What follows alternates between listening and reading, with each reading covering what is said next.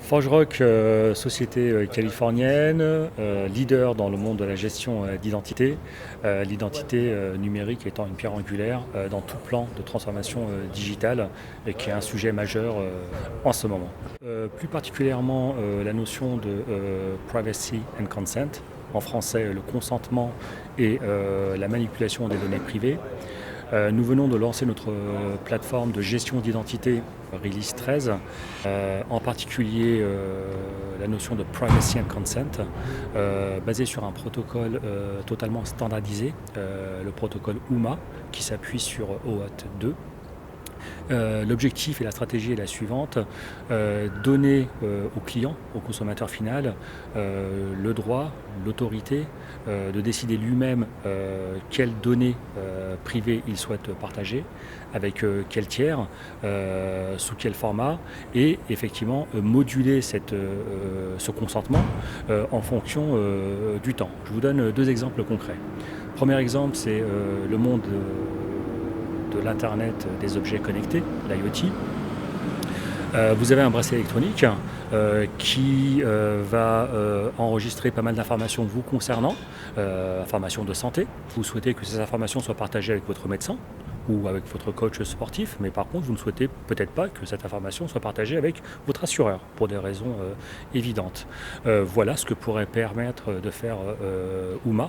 Donc vous donnez la capacité de choisir à qui et sous quelle forme vous souhaitez faire partager ces informations. Deuxième exemple, le monde de la finance. Depuis quelques temps, il y a une nouvelle réglementation, DSP2, qui demande, qui recommande fortement au monde de la finance, aux banques, de pouvoir partager leurs données clients avec des tiers pour différentes applications. De la même manière, les banques, ayant obtenu le consentement de leurs clients, pourront sereinement et légalement partager ces informations à diverses applications. D'accord, donc pour mettre en œuvre cette plateforme, qu'est-ce qu'il faut précisément ? Nous sommes une solution software, donc nous installons nos softs sur des serveurs, que ce soit en mode on-premise sur site ou en mode cloud, donc tout dépend des desiderata des clients.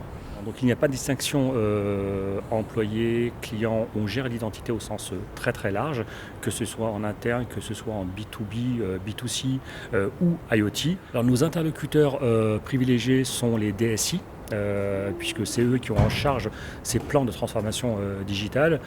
Ensuite, les métiers, les RSSI interviennent pour effectivement donner leurs recommandations en termes de sécurité autour de ces solutions. Et du point de vue de l'utilisateur final alors ? Ça simplifie sa vie, ça améliore l'expérience client. On parle énormément d'expérience client dans les plans de transformation digitale. Donc là, effectivement, c'est une situation de win-win client-fournisseur.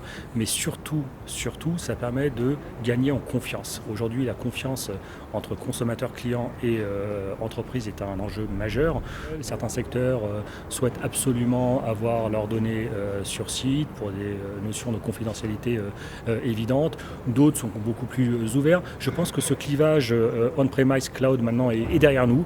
Aujourd'hui, le cloud est en vogue fortement. Certains secteurs d'activité, certaines entreprises sensibles souhaitent tout de même avoir et maîtriser leurs propres données dans leur propre data center. Donc nous répondons positivement aux deux demandes. ForgeRock a aussi une offre open source. Ce sont des anciens de Sun qui ont lancé ForgeRock et levé des fonds.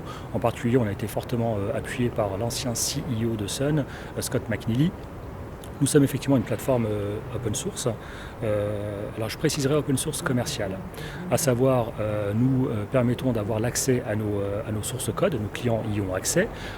Commercial, puisqu'il faut dans tous les cas de figure avoir des licences supportées avec les bons patchs de sécurité, et nous avons une équipe aujourd'hui de R&D qui représente plus de 40% de nos effectifs qui font ça 24 heures sur 24. Donc c'est une solution open source avec les avantages de l'open source et commercial, puisque effectivement les entreprises qui mettent ça en production pour servir des millions, voire des dizaines de millions, on a des clients qui ont plus de 10 millions, Zalendo c'est plus de 20 millions de clients, Geico aux États-Unis, l'assureur numéro 2, c'est de mémoire 20 millions de clients, donc on ne peut pas se permettre d'avoir une solution qui ne soit pas supportée par l'éditeur. Et en France, la filiale croît vite également ? En France, effectivement, hein, comme dans tous les pays, la transformation digitale est un enjeu fondamental pour pouvoir gagner en compétitivité, en part de marché, en croissance. Oui, effectivement, nous avons des succès. Nous avons signé récemment de grandes entreprises françaises. Je ne suis pas autorisé à les nommer, mais dans le monde de la finance, dans le monde de l'énergie, pour servir aussi bien leurs employés en interne, mais surtout leurs clients en externe.